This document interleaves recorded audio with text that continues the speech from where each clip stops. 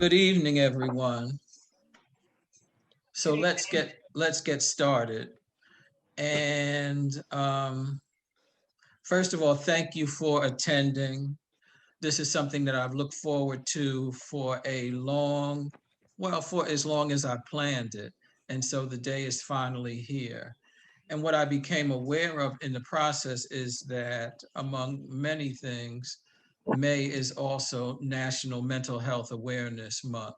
So what better time to present this Pass the Mic on the importance of of mental health and wellness for the LGBTQ plus, as one of my clients told me, community. And then in a session just prior to this, one of my clients just added another description, which is same gender loving. So to everyone who is present, welcome. Now, panelists, did everybody get the reflection questions? Okay. So you can choose whatever you want to respond to. But I just wanted to kind of give you that as a structure to operate from. So I'm going to ask my brother to get us started. My younger brother, Dr. Stephen Webb, who I look to, and I hope he looks to me as well. And he is a pastor, he is a principal, and he is a parent. So I felt like what better person to start off this discussion. Well, greetings, everyone. And Charles, thank you so much for inviting me and for hosting such a needed and timely discussion. And so I'm just honored to be with such a great tapestry of panelists that come from such a great background. So thank you so much. And I did go over the panel questions. I'd like to just say that it's been an interesting journey as a father, as a pastor, and as a brother, as a sibling, that I have all my life dealt with the LGBTQ community, was raised in a house that we were taught to respect everyone, whether, it didn't matter gender identity. We were taught to respect and to love. And so in doing so, it was interesting because we were taught one thing in the home, and then when we had to go outside the home, the world wasn't that loving, and the community in which we lived wasn't that understanding and wasn't that tolerant. Wasn't and I don't like to use the word tolerant, but they weren't tolerant, and so there was always a tension. And so I grew up, just a little confession. I grew up fighting a lot because when I would hear someone call someone out a name, I went into, wait, no, you don't call a person, out of their name. And so, so I learned to knuckle up at a very young age, but still being very, very embracing of all humanity. And then my journey took me into the Christian faith, and I grew up in a church that, when I say grow up, from about the age 15 on, as I matured in my spiritual journey, I was in a church that was that had different ideology and different views on LGBT, the LGBTQ community. And so I was in a place, but I always had a problem with my integrity in that I couldn't share my theology in that particular framework. And so years later, I was led out of that particular spiritual setting, and we started a church that is open and affirming. And so I've also been blessed to have 5 children, and my oldest, I love her to life. She is a trans woman, and she is, I am so godly proud of her, love her to life. But that was also a very interesting journey. And I know it was a difficult journey for her, but it was an interesting journey for me as a parent, as a pastor. Again, my integrity. So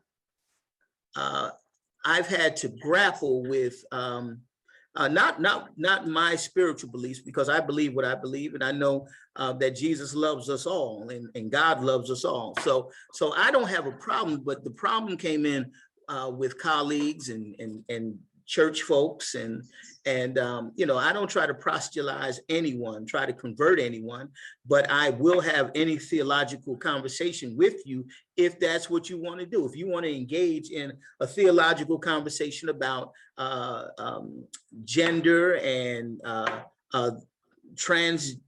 being transgender, transsexual, because most are binary. Most religions are very binary in that they, you know, they don't veer from that at all. But if you want to have that conversation, so it was an interesting journey. As Jackie, my one of the loves of my life, came out. It was very interesting, very interesting journey, and I didn't do everything right, and none of us do, and so. Prayerfully, I was as supportive as I could be as I grew, as I matured. Hopefully, I was that support system. And Jackie, if I wasn't, please forgive me. But you know, we were doing the best we could.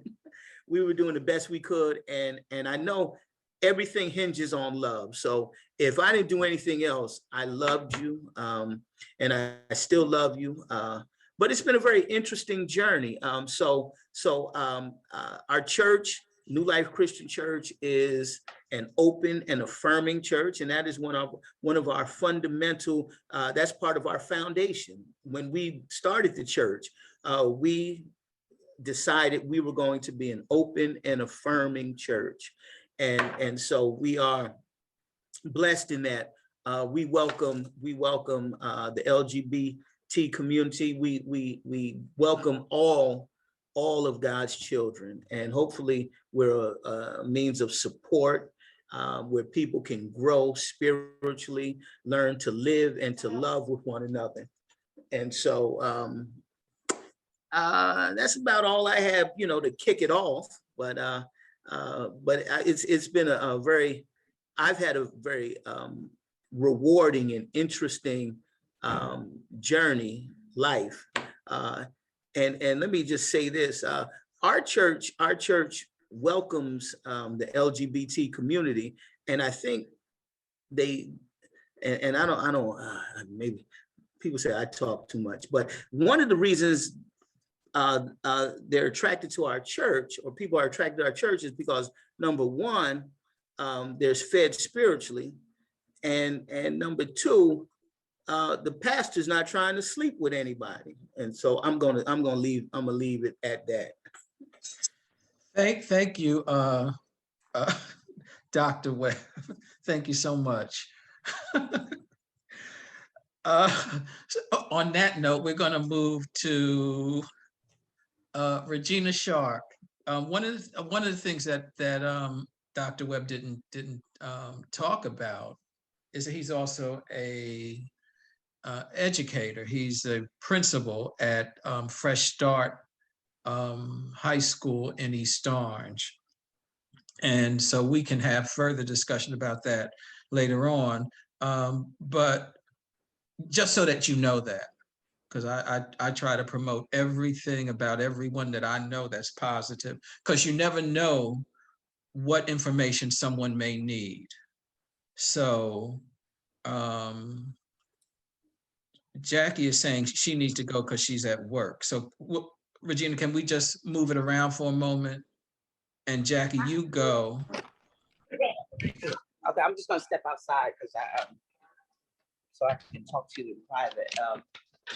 Yeah, so I'm distracted, trying to be two places at one time. You know, that's a web thing. We multitask. You know, sometimes it can be a little bit overwhelming, so I'm trying to get it together. But while my father was speaking, and I do appreciate everything he said, it made some really valid points. I was also reading what I wanted to talk about too. So I wanted to definitely speak about the developmental issues. I'm going to talk from the Black trans perspective. I wanted to talk about certain psychological and developmental issues that people trans people of color face. One, you're going to have these people dealing with multiple oppressions because they have multiple identities. Unfortunately, all these identities suffer from being oppressed or discriminated against in this country. So one, they're going to have a greater amount of trauma, especially at a younger age. You also see a greater number of people who experience rejection from their families, peers, their community. A lot of times you have people trying to figure out their gender expression to match their gender identity, all while trying to be a part of the community. And that's, saying that, how they feel inside. They're trying to express how they feel inside, all while trying to be in a community that, doesn't always like them. The African American community doesn't always appreciate or is tolerant of LGBT persons. So it can be hard to, want to identify with being Black and being trans. You're definitely going to have people who are, especially if you're starting at a younger age, who are going to deal with some trauma and, stopping developmental issues because of what's going on and, their stuff.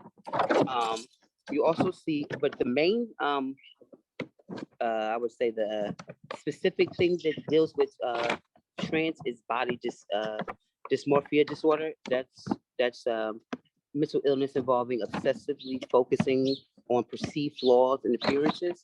So that's definitely going to be the main issue that people of trans, especially of color, are going to be dealing with. And so I also want to talk about special needs related to mental health. Basically, more affordable access to healthcare. You also need doctors who are specialized in trans health, and staff who are culturally competent to work with us. You also want to have doctors who look like us. So meaning have more Black trans doctors, more physicians, psychologists to work in the field. And basically, yeah, that's it. And obviously, I also want us to talk a little bit more about agencies, like New Life.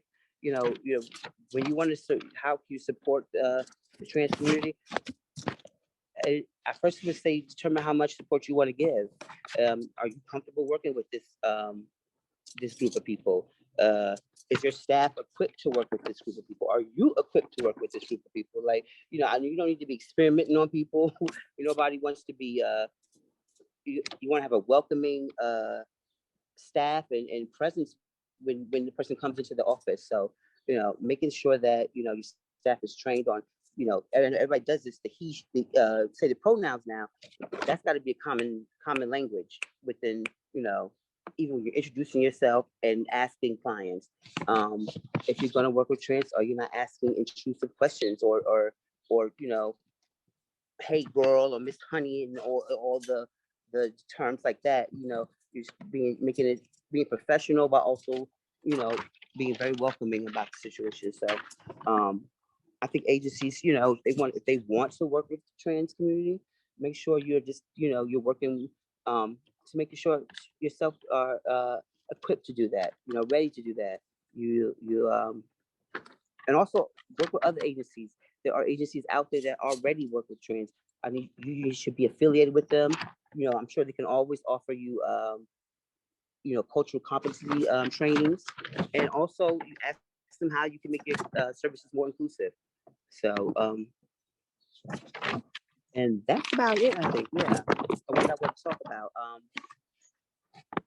Okay, well, thank you, Jackie. Two things that I want to say that always impressed me with my niece, and that is number one, that I love her, and number two is her safety. I was never concerned about myself. I don't know why, but I just have that. I'm fearless in that way. I've gone places, done things. I'm here.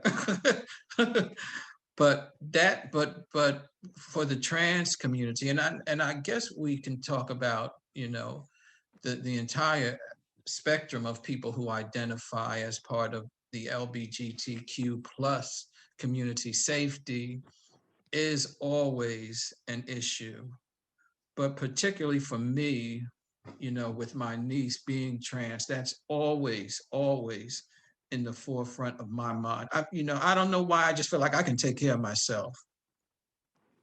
Maybe because I've been around so long, that proves it.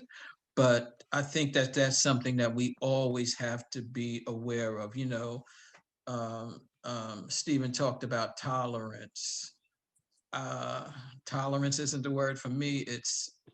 To me, it's respect, it's appreciation, but we all have to get there, and we're all on that journey. So thank you, Jackie. Thank you, Stephen. And Regina, you're up next. Well, thank you both. First of all, thank you for inviting me to be a part of this conversation. It's an honor and a privilege and a pleasure. So, um, Jackie's, so many things that you said rang true for me in some of the things that I was reflecting on. When you talked about multiple oppressions, um, growing up, my father used to always say to me, "You're always going to have strikes against you. You're female, you're Black, you're Latina." And then I added lesbian to the list. And I always felt like I had to have that kind of guard, which leads to that, what you talked about, even identity. How do I identify myself? How do I code switch? We have our code switching for different ethnicities, but people don't realize you have your code switching for your sexuality or your identity. Do I present myself as femme? Do I present myself as more not femme or aggressive or AG, whatever the terminology, or, back in my day, because I'm a little older, dyke, or whatever, your presentation is. How do you walk into a room? How will people see you? So being, for me, Black, my family is, both my parents are from Panama. So that's a Latina. They both speak fluent Spanish. So there's the Latino community, there's the Black community that you have to deal with that, historically do not accept LGBTQ plus individuals very readily into the family, into the community. Um, so you play with your identity a little bit so you can roll in these circles undetected, so to speak. And, I grew up with a lot of fear that when you ask, what is your biggest fear? For me, it was always being detected. Do people know? And if they know, what are they going to do? What are they going to say? Are they going to accept me? Am I going to lose my job? As a young teacher, things are so much different now than they were almost 25 years ago when I began education. It wasn't accepted to be a teacher who was out.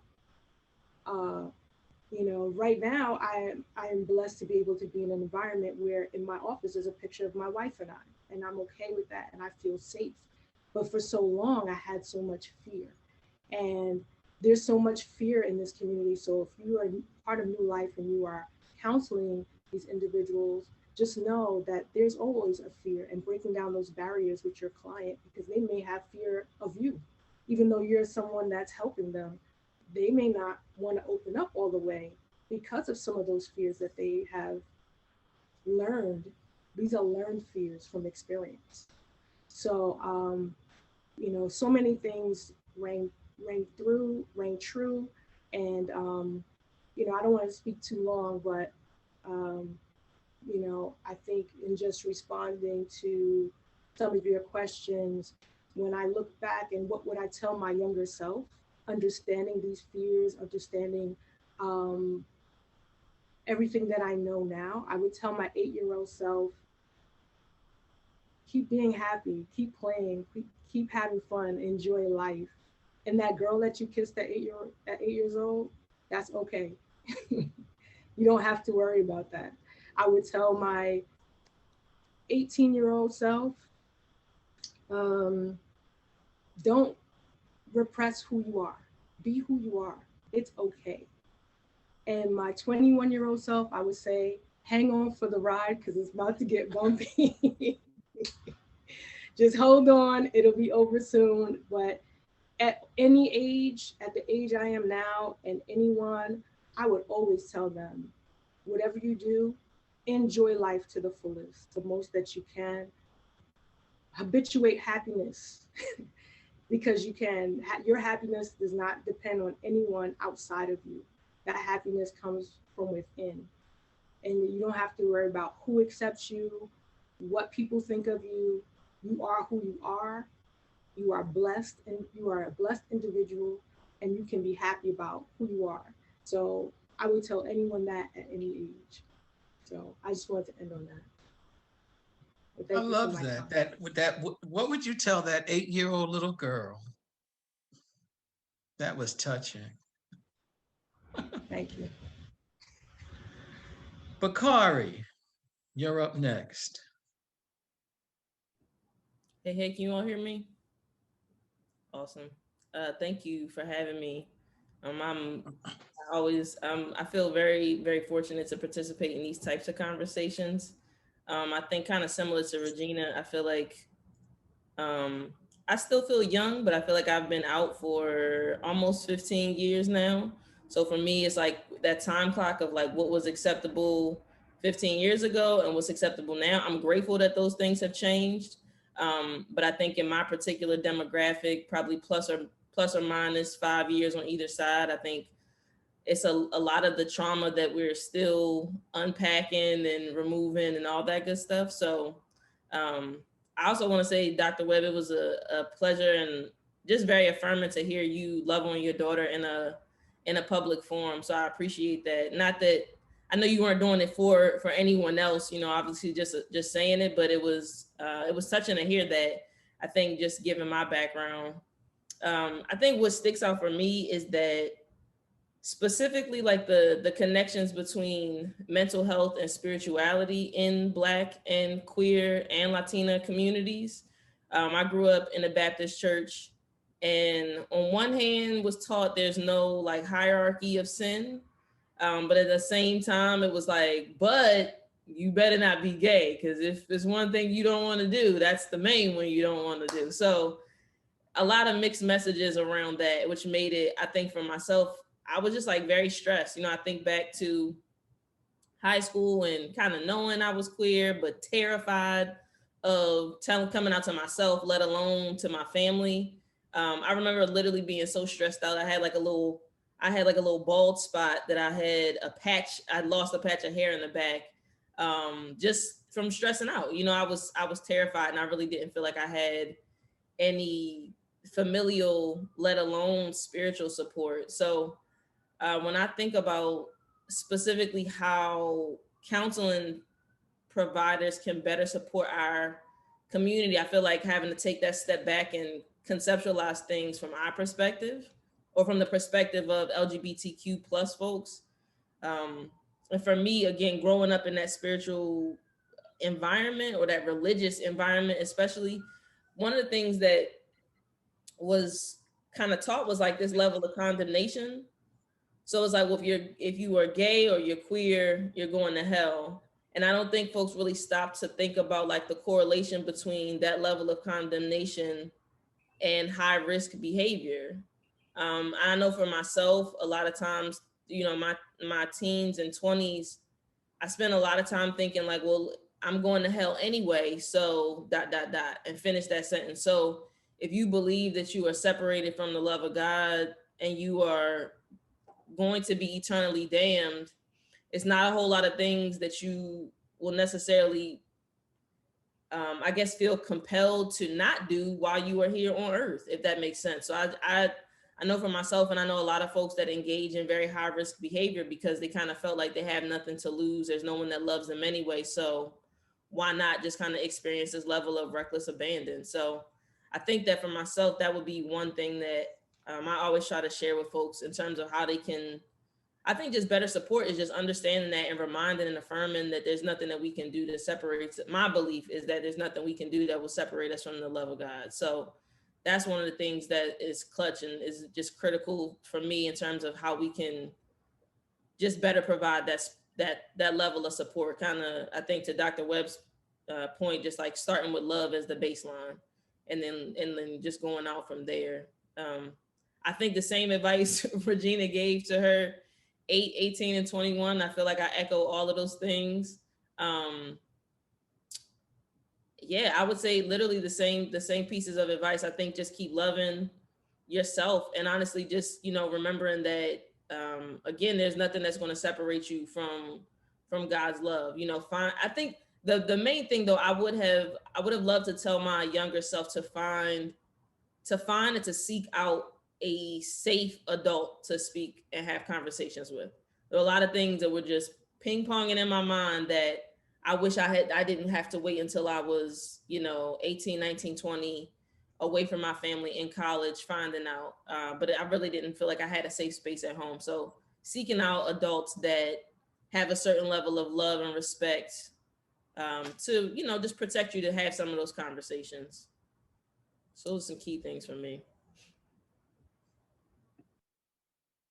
Jamila, do we have any questions? Yes. What are some organizations one can contact for further training and development regarding the LGBTQ needs, challenges, and concerns? And so you're talking about, I'm guessing locally, right? Yes, I would assume yes. Okay. This question came through. Yeah, Daria said yes. This question came through when Jackie was speaking, but Jackie had to get off when she was saying that organizations should try to link up with other organizations that are already helping and supporting the LGBTQ community. So the question is, what are some of those organizations? I was thinking about that, and because there are so many, we can come up with a list that we can distribute. But I mean, if you're talking about the New Jersey, New York metropolitan area, there are a lot of organizations, and it really does depend on the specific type of issue that you're dealing with. It could be housing, it could be healthcare, you know, it could be mental health. So it really depends. One of the things that we're finding from our vantage point in terms of mental health is that people are starting to take it seriously.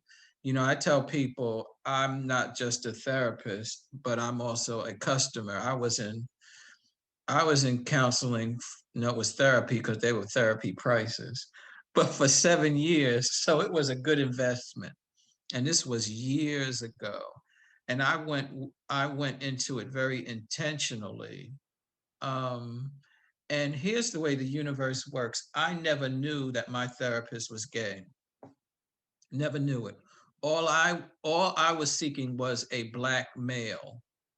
And for 7 years, he represented father figures, mother figures, significant people that I needed to work things out through. And I never, ever saw him out and about. That's the way the universe worked. Until after it was over, and then we ran into each other socially. And I'm like, oh, okay. But it was never, it was never an issue for me, because going into therapy, it was all about me, not, and finding someone who could help me to figure out what I needed to do in order to be more successful. Dr. Webb put in the comments that one organization is GLAD, Gay and Affirming Disciples Alliance. And then there's a comment for Bakari. It just says, wow, very profound, Bakari. Thank you for sharing that point. And I know Newark has what is the organization? It's in several of the high schools. Oh, I know this stuff off the top of my head. The Hedrick Martin Institute is located in both Newark, in a couple of the high schools, but you can Google it, as well as New York. So that's an organization that provides a lot of resources and support for the LGBTQ community. And we have another panelist coming up at 7, right, the Hedrick Martin Institute. He gets off work at 7, so he'll be joining us shortly. Are there any other questions? No, none right now. Right. I would just like to thank Bakari and Regina for sharing a portion of their stories. And Bakari, I agree. There's nothing can separate us from the love of God, which is in Christ Jesus. So Paul says, and I'm a firm believer of that. I've had pastors walk out on me in different alliances because of my my beliefs, my theology. And I challenge anyone, if you want to discuss theology, we can do that, because oftentimes we know enough Bible to get us in trouble, but not enough to get us out of trouble. And so biblically speaking, there's only a few verses that even deal with homosexuality. And mainly they use the Sodom and Gomorrah story, which is, and they tell it wrong. They teach it wrong. Sodom was just a corrupt city. It was a corrupt city. And my I often say, what could have been worse than Lot bringing his daughters out to be gang raped? And so that was the option. And so that is a great sin if we want to put sin in a hierarchical situation, but we can't. And so I challenge anyone to, let's sit down and we can discuss the Bible. I do a workshop, and I've done it for the North Baptist Convention. It's called All Are Welcome Except You. And it's for churches, it's for people that want to start the conversation. And I think, starting the conversation. And when I said, and I didn't do it for shock value, but the reason I said the LGBT community feels comfortable at New Life is because it's a safe place. And when I said I'm not trying to sleep with them, I wasn't trying to be flip, but I know so many pastors that say one thing and do another. And so we've always had the LGBTQ community in our churches. And they've suffered in silence, and that was that's always been a challenge to me. How can we say that we love God and we oppress others? And the Black church in particular, we become the oppressor. The oppressed have become the oppressor, and so I always grappled with that. And so when we started our work at New Life, we intentionally said this will be a safe place, an open and affirming a place for spiritual growth. And so, so thank you both for your, sharing portion of your stories. And soon to be Dr. Webb is another great theologian. So we can't wait till we get him up to hear his first sermon. Okay, Well, we have, everyone has a different ministry. Yes, they do. okay, the next question, what can clinicians do to help LGBTQ clients feel more comfortable and safe about expressing their gender or sexual identity in sessions?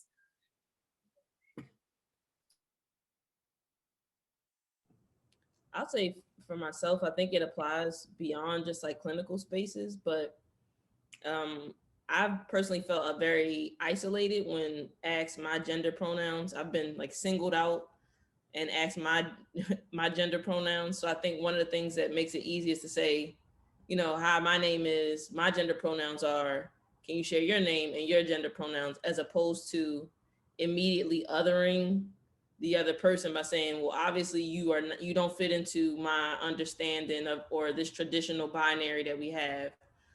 So I think sometimes when we do that, just one-on-one, you just immediately other someone. So I think this kind of extending that olive branch and saying, this is where I am, this is how I identify, and kind of just finding a little bit of middle ground. And I think that's just like, just immediate introduction wise, something that I have found very helpful, and it makes me feel more welcome in different spaces. Bakari, can you unpack that for me a little bit more, because that is really very prevalent now in our culture in terms of the nomenclature of how one refers to themselves and how to ask how others refer to themselves. What does that mean, and where does it come from? I think it's I find it very interesting, especially in Black communities, right? We have been stripped away. We've had so many different things stripped from us. So I think to be able to choose a name for ourselves and to self-select those pronouns, I think is very important, right? In terms of how we identify. These are the pieces I get to pick and choose for myself to hold on to. But specifically I mean, in professional spaces, professional with the air quotes, maybe, professional spaces, I think I have my personal experiences, you know, oh, what are your pronouns? Instead of saying, you know, like I said, my name is, these are my pronouns. Can you share what your name and your pronouns are? And I think one of the things that what I see and hear, experience happening, like I said, is this, I don't think it's necessarily coming from a malicious place, but I think it is ultimately an immediate othering that we do to other people when we say, you must be different. Go ahead and explain that to me. So I think that I want to believe it's coming from a good place in terms of asking people about their pronouns, right? And the pronoun is she and her, he and him, they and them. Those are the ways that we have right now in the English language to refer to one another. And I think, honestly, I feel like sometimes we're kind of overcomplicating it. Well, they said, she said, they said they're going to be here at 5 o'clock. We don't think about it when it's a loved one or it's inconsequential. And what I'm seeing and hearing, unfortunately, happen a lot of times when we're referring to trans brothers and sisters is, I think, as Jackie mentioned, the she, he, right? It takes literally more energy and effort for you to say she, he than to just say they. So I think sometimes it is coming from that malicious space. But you know, I correct and update forms all the time, and it's like she/he. And I'm like, she is 3 characters, the slash, then the he, that's 6 characters. We could just put they, that's less characters, less work for everybody. So I think we come from a place of just trying to streamline things and trying to level the playing field for everybody. There's a lot of room that we have in terms of using pronouns in ways that just include everybody. When we say they, we've been saying it, we've been doing it. So I think just kind of taking this step further and removing some of our own prejudices around it is kind of the direction that we need to be heading towards. I hope that answers your question. It does, because it makes me think about, I mean, I'm the oldest person in the discussion, and I can for my generation, we never talked about it. We just lived a certain life. And people would ask, but we never self-identified. I think that's the biggest difference generationally. Whereas this current generation, you all have claimed it for yourselves, have been able to describe yourselves. Whereas my generation, they would say, oh, that person's gay, this person's gay. You'd meet them at the club, but we never discussed it. It was an open secret. And we have moved from that point. And I think that is really very telling in terms of our evolution. So we have our Mr. Clay Kane has joined the discussion. Clay, I'm over the top with you being here. Oh, thank you. Clay has he's on Urban View from 12 to 1. 1 to 3, Sirius XM Urban View, channel 126 from 1 to 3. How did I mess that up when I listen to you every day? Oh, it's all right. It's so good. It feels like a quick hour when it's really 2 hours. Clay is a walking encyclopedia. You have to tune in. Clay, tell us your story. My story. I am from West Philadelphia, but I'm also from Washington State. I was raised in Washington State. I was very young with my mother, and also in West Philly with my father. I grew up in a very hyper-masculine household. I grew up in a very where affirmations were complicated because of the own, particular struggles and journeys that my father went through that I'll never really know. He's not one to really share that. But my father taught me some problematic constructs of manhood that were kind of unattainable, for the most part. But thankfully, I had a lot of affirmation from my mother. My mother always affirmed me, gave me an armor of really affirmation. And so I was always taught from her that I could be exactly who I was. Don't let anybody disrespect you. Fight till the fight is not over. Nothing is permanent. God is change. That is the only everlasting thing. And to really be rooted in that. So I feel like for me, my journey has been a fight for my right to exist. But there's this quote that I live by from Zora Neale Hurston, another quote that I live by. And she said, I am not tragically colored. And I think about that for me. I am not tragically Black. I am not tragically gay. These identities are not tragic for me. I'm not some downtrodden soul, wandering around. Like, I'm happy with who I am. I'm grateful for who I am. Who I am brought me to where I am now. So that's the way that I look at it. I think my life is beautiful. Ups and downs, whether it's spiritual and theological violence or homophobia and racism. I am not tragic with my identities. So that's the way that I kind of look at it. And it's real, it's raw. Things are not a Hallmark card, but that's the way that I see it. At least I try and see it. I'd love to hear your response to one of the questions. What advice would you give the 8-year-old you, the 18-year-old you, and the 21-year-old you, now that you are experienced in years and maturity? What would you tell yourself back then? I would tell the 8-year-old me to keep on asking questions. I was somebody where I would be in church and I would raise my hand and ask a question, and I would sometimes get reprimanded for that. But I would say, keep on asking questions. Don't stop asking questions. Don't stop questioning authority, respectfully, of course. So I would tell myself to keep doing that, because I think that we oftentimes, we shut children down from being inquisitive very early on, and that makes them afraid of challenging constructs, that makes them afraid of looking at something differently, that makes them accept things too quickly. And I was about questions, and I was taught that wasn't the best thing to do. So I would just encourage myself, my 8-year-old self, to keep on asking questions. My 18-year-old self, I would say, never forget some of the revolutionary things that you were taught. You know what I mean? So for me, it's a little complicated because when I first quote unquote came out, I hate the term coming out, but I quote unquote came out when I was 18. And I met some older gay men who are no longer here. They've passed away of HIV/AIDS. And they told me, they said, Clay, when we were younger, we didn't believe in gay marriage.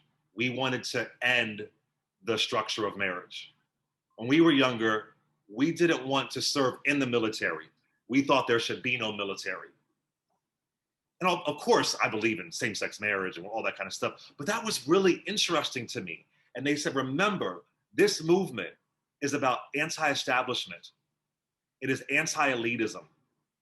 It is anti these corporate rainbow pride parades. So I think I would want to remind myself of that, like always, because I think I kind of lost sight of that in my 20s. You know, you're carrying on, acting kind of silly, whatever. But I lost sight of the revolutionary side of uprisings. I lost sight of the reason why Bayard Rustin or Marsha P. Johnson or Audre Lorde fought for our right to be here. It wasn't to be quote unquote normal. You know, and for some folks who are in the normal constructs, I totally get that. But there should still be freedom in our community to be anti-establishment, you know, to not try and blend in with these traditions that really kill our freedom. So I would remind myself of that, what those elders taught me. Or really, they weren't even elders. They were fairly young, but they would pass away young. But what they taught me in 1995 when I turned 18 years old. And then I would say at 21, that's about 3 years later, I would just say, remember fun. Remember the fun. Because this time is so fleeting. Just remember the fun. Accept the good. It's so easy to accept the bad. You know, you could have one person tell you something negative in a week, but 20 other people said something positive, but you're on that freaking negative. So I would say, because I could be very pessimistic, I could be very, the glass is half empty. So accept the good, will be a lot less stress. Your responses make me think of what I would tell myself. And I think for me, it would be the same response over and over again. And it's the way I've lived my life. And that is that life is full of possibilities. Definitely. And what I mean by that is once you find out that once you realize that you have wings and that you spread them and begin to fly, you just keep going higher. Mm-hmm. You keep ascending to new levels that you never knew existed. Mm-hmm. But you got to spread your wings first and realize that you can fly. Absolutely. And then you can take yourself in any direction that you want. And I think that's why I was so excited about putting this panel together, because we are at that inflection point in time where I'm 63. The things that you're talking about, gay marriage, being in the military, they weren't even considerations. But somehow we got here. And now that we're here, it's important that we take it even further. And so it's important that, and I guess the word that I want to use is normalize it, because when I was putting this together, I spoke to so many people who are adults who have children who are struggling, and their children could be young adults, and they as parents may be struggling as well. But it's the discussion that's never talked about. It's like the relative that you acknowledge, but you never promote. They never are the person that you're proud of. And I think that we're at the point in our culture where we are there now.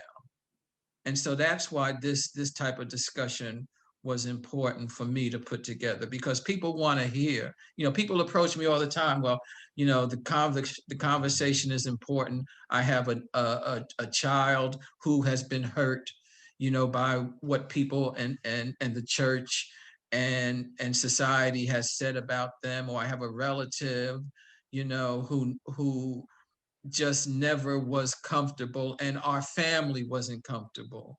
Well, see, I never came out of that experience, so I can hear it, but I don't really know what I haven't had that lived experience. And so my goal has always been to even though I didn't talk about it, I tried to live it. I tried to show it. I tried to be that example. And so that's why it's important that we have these kind of discussions when we talk about mental health and wellness. Bakari, you talked about them, being separated from the love of God. I never felt that way. I'm talking about my experience, but I just never felt that way. If someone who I've just walked out of churches. If that's what you think, I'm not going to have a discussion with you. I'm not going to have a debate with you. I'm just leaving, because it doesn't make sense to me.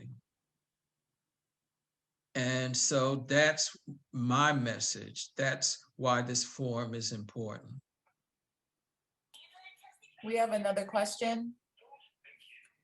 How do you engage in a supportive way with a young person who you suspect is LGBT or has identified as such? I can speak to that a little bit. I've had some of the students in my school come to me and express issues that they're having. And I used to say to myself, why did they come to me? There's so many other people that they could have talked to that they're probably closer to in this building or maybe in their families. But there was something about them wanting to speak to me. And I think that's because, number one, you have to listen. Just listen. Don't try to say, oh, I can relate to that. Or sometimes that's okay, but sometimes people just need to speak and they need to be heard and they need to be felt. You don't always have to say, well, I went through something just like that, or I'm the same way, or whatever the case may be.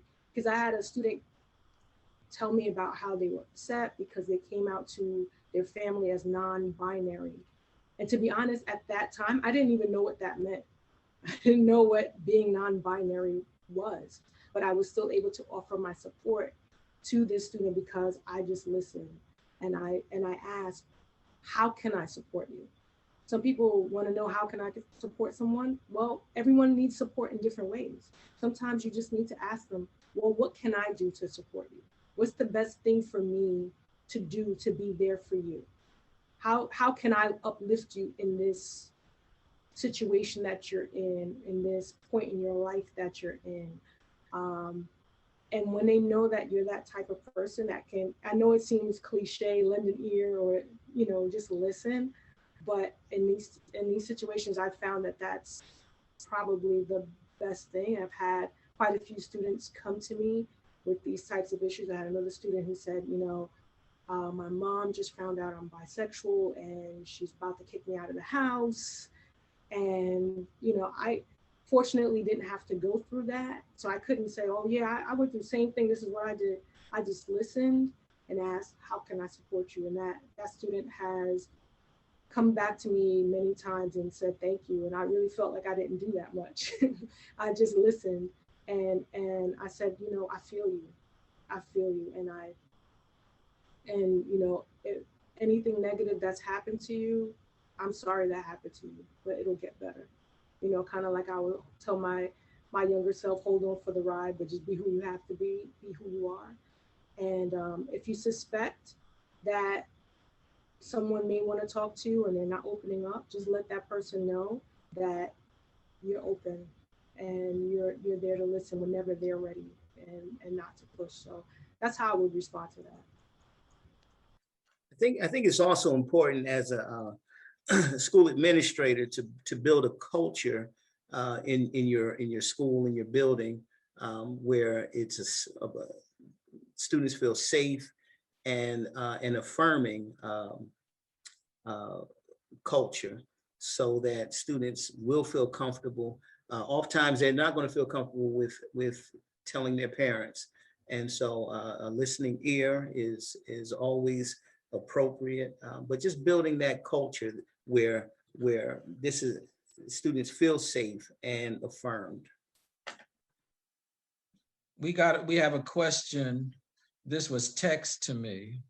Like I said, people will ask, and hopefully we can give some information. What is the most effective way to support your child when they're considering the transition? But as a parent, you have underlying fears when there's considering a sex change. But as a parent, you have fears about what that's going to mean for them. Right. Well, I can speak to that as a parent of a trans female. It was just to be, you know, supportive as we could be, the family could be, and there, you know, we were going through it with her, and so you know, there was no book, there was no rope. I read everything I could, you know, so I could be supportive. But you know, you're going to make mistakes, and as we talked about pronouns, we still make mistakes.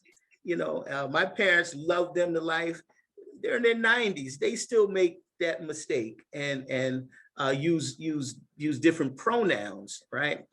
So you know, be patient with us. Be patient with us as we're you know, helping. But just to be supportive, make sure that they're in a safe place. Much of the trans community, especially the young people, join houses, because that's their support system, right? But you want to join a good house, with a, you know, a good house mother that's not going to you know, not going to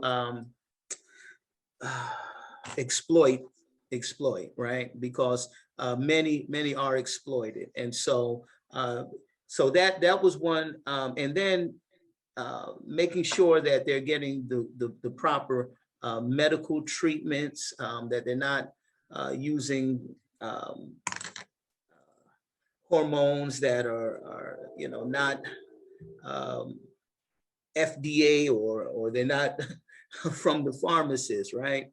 Because they're you know, they're using different things. So so that is one of the biggest issues, that to make sure that they're healthy, that they're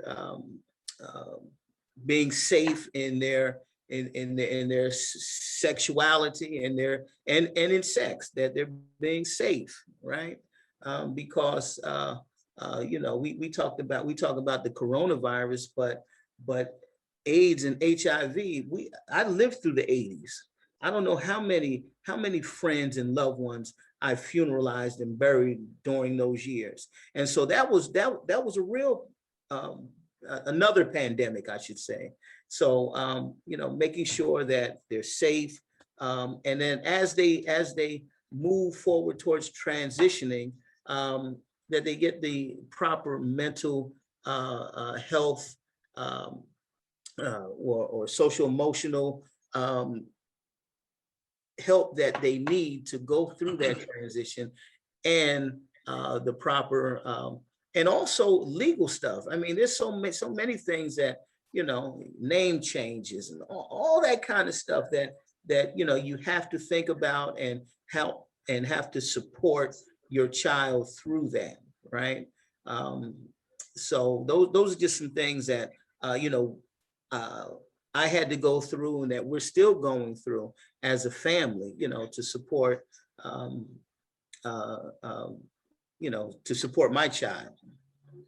May I just add, though, to the person who sent you the text, one thing that every parent has to think about is that if your child is afraid of telling you, afraid to tell you about their gender identity or their sexual orientation, then you as a parent have to think, why are they afraid? whenever they do tell you. You as a parent have to examine that. I've had so many friends, myself included, where, you know, you tell your parent about who you are and they say, oh, well, you could have told me, why were you afraid? And you're thinking, why do you think I was afraid? So I think that parents have to examine themselves, even if they think they're loving and open-minded. Why was my child afraid to tell me about this? So there's some examination the parent must do. You know, regardless of culture, how you were raised, wonderful. But why was your child afraid to tell you? So I think that's one thing every parent should do. If they were hesitant, if they were scared. I have had friends who thought they were going to get kicked out of their home, and their parent was like, why would you think that? But there's reasons. Kids remember when you were saying faggot, when you were saying horrible language, or they could feel, even if you didn't say it, they could. It's kind of like, you know, even in interracial relationships, like, you know, why would you think I'd be upset if you brought a black man home? Let me tell you why, because of what I heard you say. So I want to encourage parents to examine themselves. If their child ever says, I didn't feel comfortable, examine what you may or may not have done to make them feel uncomfortable. Also, I just want to jump in because one of the things that we have to realize is that regardless of where you are within the LGBTQ community plus, it's not just the person, but it's their family. So in our particular experience, first it was me, and I was a trailblazer. I just did my thing. And then all these years later comes my niece. And by then I'm an established social worker and I'm steeped in theory. And I'm like, okay, so what theory am I going to use to explain this behavior this week? Because next week it's going to be a different theory. And what I learned from the experience with Jackie was to let her take the lead because it's her life. And that all I need to do is show her that I'm there and be supportive. So yes, it's good to understand this theory and that theory, because that's how we are. You know, we're helpers and we want to understand. But we have to understand that it's that person's life. Let them take the lead. And to the extent that we can be there for them, sometimes that's all they need from us. Because the world outside is going to be cruel enough. You know, they're going to have something to say. So at least they know that there's a safe harbor at home. And it's with and that's what family is. You know, like Stephen said, you know, a lot join houses because they feel like there's a connection there. But to the extent that we can be family to the people who are within our families is critical. You don't have to have all the answers. You know, we've all seen that commercial now about being a foster parent. You don't have to be perfect. Same difference. We just have to be there for them.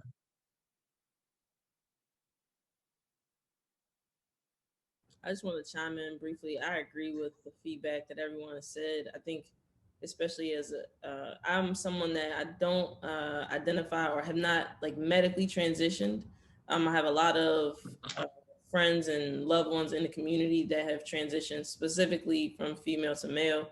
And one of the pieces of feedback that I've heard is, you know, even them as trans folks not necessarily understanding that they could go at their own pace. So I think that from a parent, I can only imagine. I'm a proud auntie, but I feel like as someone that's not a parent, I can imagine that level of fear because it's the unknown. We don't know what's going to happen and how it's going to unfold. But I think just reminding and affirming that we can be in this together and we can go really slow on this journey, even for folks that choose to medically transition. And I say that because there's some folks who now identify as trans who will not choose to take hormones or have surgery or do anything in a quote unquote medical route. But there are micro doses available. There are hormone blockers available. So I think just understanding there's a lot of information out there, and just making sure that, you know, you create a space to have open dialogue. And I think everything that you just said, you know, you're not going to be perfect. We're not going to be perfect in this relationship. So let's just agree that we're going to go slow and be patient and show one another compassion and grace while we get through this together. And forgive one another. Yep. Because we're going to mess up. We know that part.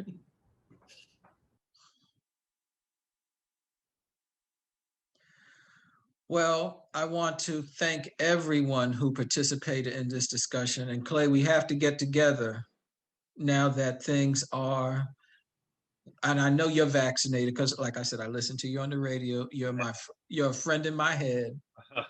Thank you. And I thank you for, and this is just a plug. Okay, Clay, tell them your radio show again. The Clay Kane Show on Sirius XM Urban View, channel 126, 1 p.m. to 3 p.m. They have a free trial as well on Sirius XM. There's tons of hosts on Sirius XM, from Reverend Al Sharpton to Sway, Sway in the Morning, the whole bit. So many great people on Sirius XM. Okay, thank you. Regina, your final comments. I will just say, as you guys said, take it slow, be patient. People evolve. You know, when I first came out, or was pushed out, if you want to call it a come out, I was kicked out. You know, my mother was not very happy. My family was not very happy. Some things happened, words were said, really hurtful things happened, and transferred to now, where my mother treats my wife like a daughter, and my family is very open and loving and accepting. And I have one niece who's bisexual, another niece who's identifies as one of the pluses, and everybody in my family is accepting, everyone in my family is loving, but it really did not start that way. So it's not how you start, it's how you finish. So you might have some bumpy road right now in where you are with whoever, whether it's your child or someone, a client you're trying to help, but give it some time, be patient, like Bakari said, go slow with it, and things will change for the better. Just be open and listen to one another, because, you know, both sides are struggling, not just That's that true. individual who's in transition. You know, when you struggle, especially as a parent, when your child struggles, that parent struggles too. When, you know, as a parent myself, I know when my son or daughter is going through something, I'm going through something too. So, you know, be patient with each other, be loving to one another, and even things you don't understand now, it will come to light soon. So just show that love and keep persevering, and you'll get there. Thank you. Bakari. Thank you all for creating this space. My plug would be, if you are in the DMV area, please visit blackownedbaltimore.com. I purchased that domain with the goal of creating a space, a hub for Black-owned entities in the area, hosting a Juneteenth event, and we'll be safe. Or I like the word now, I believe is, it's a brave space. So we're willing to have some brave conversations and dialogues in that space. And I guess my final word would just be that, you know, we all have a human desire, a human need to belong. And so, you know, we can all ask ourselves, how am I helping this person understand the level of belonging that they represent in my family, in my community, regardless of their gender or sexual orientation. Okay. Jamila, my assistant. Yes. What do you have to say? Oh, I think this was a really great discussion, and I think I'm happy that Jackie was put in our family, because there really wasn't any, the way I found out, my sister just said, oh, we call her Jackie now. And I said, okay. And that was it. There was no big sit down. There was no family fighting. It was kind of like, okay, you know, that was the name, and now she's Jackie, and we call her Jackie. And anyone that, makes a mistake with her name, her pronouns, we just correct them and keep it moving. And I just really wish that, I wish everyone that is going through a transition to have that experience in some way, whether it's with their family or like Regina said, to find an adult that they can just relate to and speak to, because I think everyone needs that. It's important for everyone. And I think this is a really great discussion, and the comments, everyone's saying that they enjoyed the discussion as well. Okay. And Bakari put her website in the comments. Okay. So Pastor Webb, give us a word of inspiration. And let me just say this, and I'm saying this publicly. Jesus was a prophet, and he gave us so much, but we have different faiths represented here. And I think we all pray into the same God, but we have different faiths, and that's a beautiful thing. So keeping that in mind, Pastor Webb, give us a word of faith as we end this discussion. I don't know why you prefaced that with that. I took Shahada when I was a kid. Listen, I got my ex when I was 16 years old, 1976. So I mean, I've had a very interesting spiritual journey across the years. I've meditated in South Korea with Buddhists, and I've made Salat in Israel, and I've walked the Via Dolorosa, and so I've run the gamut. However, as Bakari said, nothing can separate us from the love of God, and I believe love covers a multitude of indiscretion. Love covers a multitude of improprieties. Love covers all. So we have to love one another as God loves us. Clay Kane, I listen to you daily before Karen Hunter, and so you're a friend in my head as well. You are an outstanding host, and if you don't have satellite, please get it. To put a plug in, if you want a welcoming, affirming place of worship, New Life Christian Church. We're located at 12 Prospect Street in Bloomfield, New Jersey. If you can't find us, we're right under the shining star. Just find that, and you will find New Life Church, a place that welcomes all.